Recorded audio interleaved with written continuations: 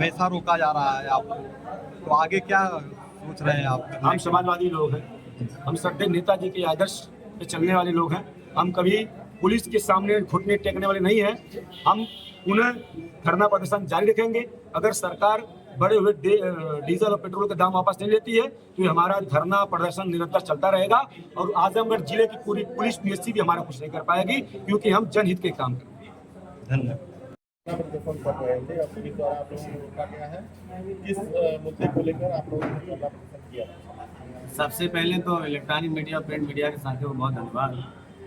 जैसा कि आप जान रहे हैं, उत्तर प्रदेश और देश में नौजवानों की बेरोजगारी की सबसे बड़ी समस्या है। वही छात्रों का उत्पीड़न लगातार होता है, चाहे वो प्रौद्योगिकी छात्र हो, चाहे 69,000 साइट से भर्ती की मामला हो।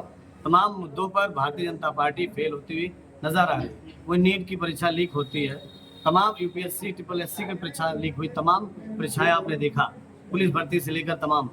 भारतीय जनता पार्टी नहीं चाहती कि नौजवान रोजगार पर हो, उन्हें नौकरियां मिले। वहीं पर डीजल पेट्रोल का भी बढ़ती हुई बेतहाशा दाम से आम जनता पूरी तरह से चरमरा चुकी है। नौजवान, किसान, पिछड़ा, दलित, हर वर्ग के लोग तरफ परेशान है। ये सरकार केवल जो गांव के लोग हैं, गांव गरीब में रहने वाले लोग हैं, उनका उत्पीड़न करने का काम करे, सिलेंडर का दाम बढ़ाई। इन तमाम मुद्दों को लेकर के आजमगढ़ जनपद के फ्रंटल संगठन युवजन सभा, छात्र सभा लोहियावानी और यूथ ब्रिगेड के जिला कमेटी के लोग, प्रदेश कमेटी और राष्ट्रीय कमेटी के लोगों ने प्रदर्शन किया है और सरकार को चेताने का काम किया।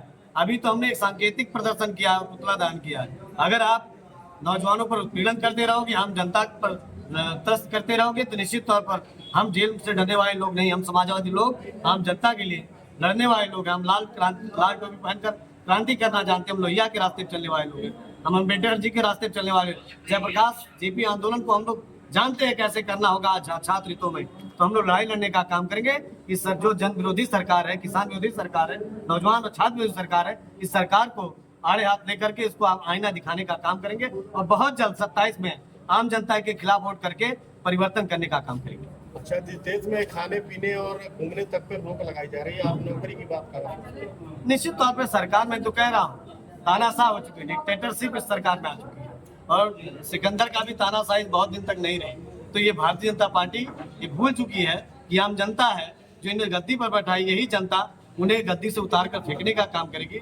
नौजवानों ने ठाना है, किसानों ने ठाना है, पिछड़ों ने ठाना है, दलितों ने ठाना है, पीडीए ने ठाना है। इस सरकार को, भारतीय जनता पार्टी की सरकार को खाल फेंकना है, समाजवादी पार्टी की सरकार बनाना। विरोध तो जगह जगह है, लेकिन सरकार नहीं बन रही है। फिर मैं कह रहा हूँ, आम जनता पूरी तरह के विरोध में है और सिस्टम को हाईजेक करके, सत्ता का दुरुपयोग करके जिस प्रकार से ये सत्ता में बने रहने के आदी हुए हैं, ये लत ज्यादा दिन तक नहीं चलेगी और आम जनता इनको धूल चटाने का काम। भैया एक मिनट, आपने कहा सत्ता हायरिंग कर रही है, ठीक है, लेकिन आप चुनाव लड़ना रोक दिए ना, मैं चुनाव नहीं लड़ूंगा, बजट चुनाव लड़ूंगा, ये आपकी जिम्मेदारी बनती है। देखिए, सत्ता में वो केंद्र की सरकार, प्रदेश की सरकार, जुडिशरी, सारी व्यवस्थाएं भारतीय जनता पार्टी के हाथ में है। और आज लगातार लोकतंत्र में, सुनिए, लोकतंत्र में मीडिया के साथियों से मैं उम्मीद करूंगा कि उस स्वच्छंद पत्रकारिता, कुछ ही साथी ऐसे हैं लगातार, सुन लीजिए, मैं आरोप आप पे नहीं लगा रहा हूँ, मैं कुछ लोगों पे कह रहा हूँ तो जो सही चीजें आम जनता के मुद्दे हैं उनको नहीं उठा रहे हैं। जो जमीनी स्तर के लोग, यूट्यूबर्स हैं, जो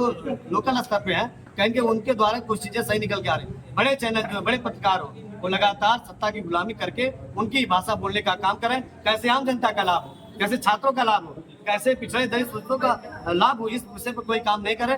लोकतंत्र का चौथा स्तंभ मीडिया माना जाता है। हम पत्रकार बंधुओं से भी निवेदन करना चाहते हैं कि आप आम जनता के साथ खड़े होइए।